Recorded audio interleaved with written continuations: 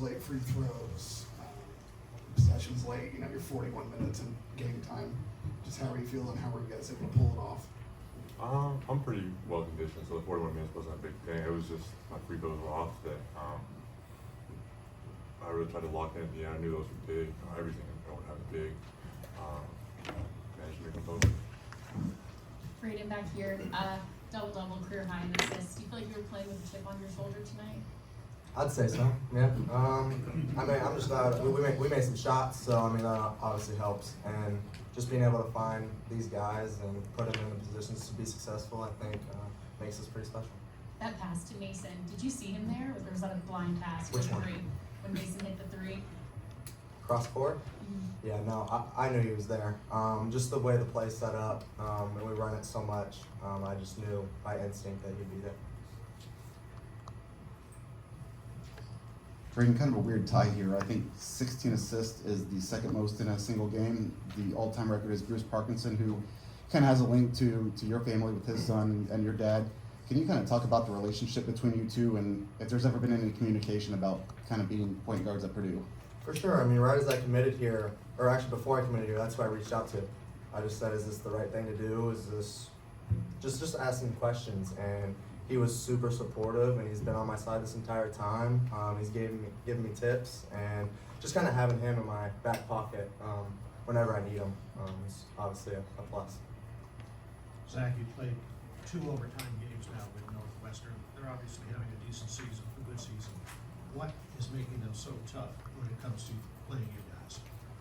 They're just a tough shot-making team. I felt like there was a lot of possessions where we had pretty good defensive possession. We got a good contest. We got the shot we wanted. And they just were making them. Kind of when that happens, you got to tip your cap, say like good shot, and move on.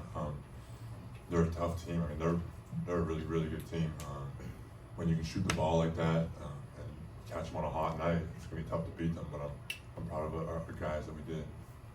Fletcher back here. What do games like these, you guys have been in a lot of these close games, and obviously you get everyone's best shot, but what do games like these, especially when you come out on top, do for this team going forward? Yeah, I think they're huge for us. I think it's not always going to be easy, and I think that's shown. And if it was going to be easy, everyone would do it. I think it just puts a lot of pressure on us. I think that a lot of teams might start yelling at each other. A lot of teams might not just stick together and get a win, but it proves that we can do that. It proves that when we get down or we get into a close game that we've been there before, and we can do it and we can win the game. Hey Braden, question for you, extra conditioning, watch the documentary, The Garage. What did that do for you at a game like this, knowing it's a big physical game? Yeah, that was about 3 or 4 years ago. But just kind of digging down deep and having the mentality of just keep pushing through. 5 minutes, that last 5 minutes was the longest 5 minutes I've ever been a part of. But I'm just proud of our guys, and we stuck with it and pulled out the win.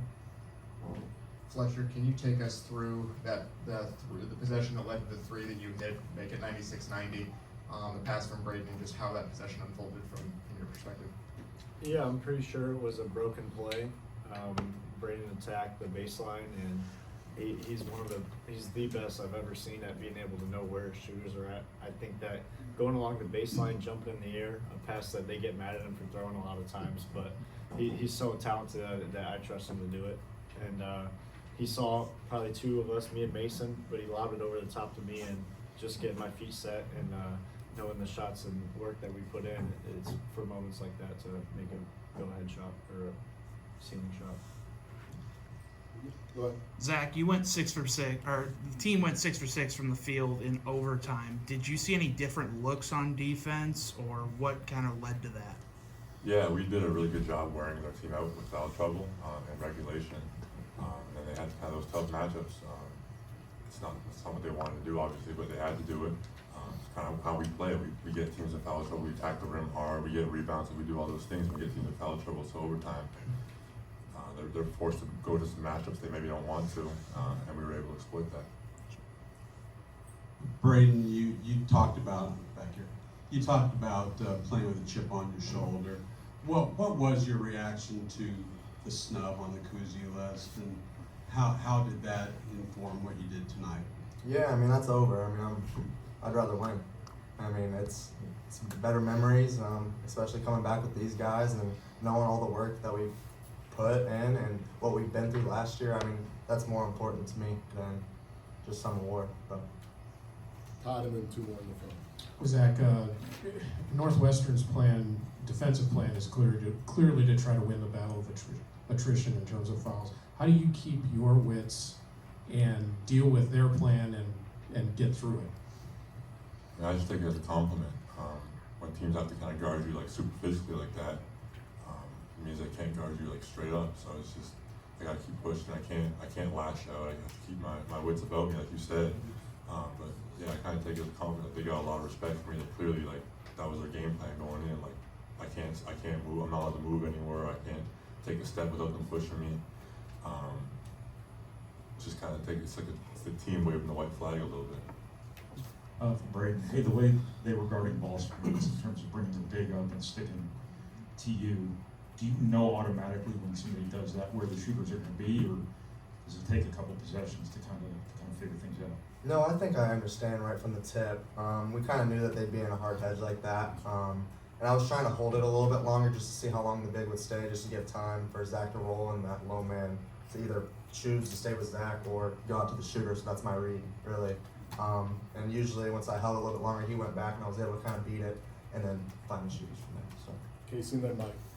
Zach, I think it was 25-21, and Fletcher and Braden both hit floaters to tie up the game at 25.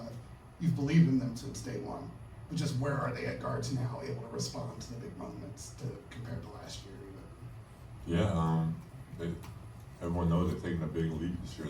They're different players. They were good players last year, but this year they're even better. I've always trusted them to take those shots and make those shots. I think this year they're kind of believing in themselves a little more, which is great.